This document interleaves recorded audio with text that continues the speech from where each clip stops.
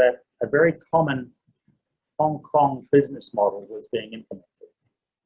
Namely, foreign importers and distributors, in this case my client being a US-based importer, were contracting with a Hong Kong contractual vendor, and that contractual vendor was indeed contracting behind the scenes with a PRC manufacturer. And we saw from the previous slide that often the Hong Kong vendor may have had a family relationship with the factory in China, or a friendship of some sort, or perhaps a previous business deal.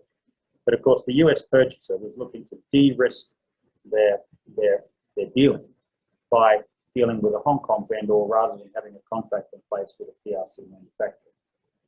So of course, you see at the bottom there that there is no contract between the US purchaser and the PRC manufacturer. So ultimately, I think we know how this particular story unfolds. Masks were received into the US, but were stopped at the border. The FDA, which incidentally has had an office in Beijing now, I think for over 15 years.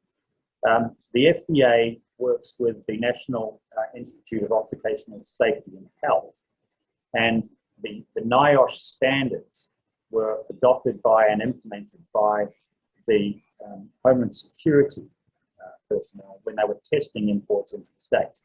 So again, forgive me if some of this is probably familiar to a lot of you. So the upshot was that the Department of Homeland Security effectively sealed the border in this particular case against my client's product. So they were stopped at the border, did not make their way to US consumers.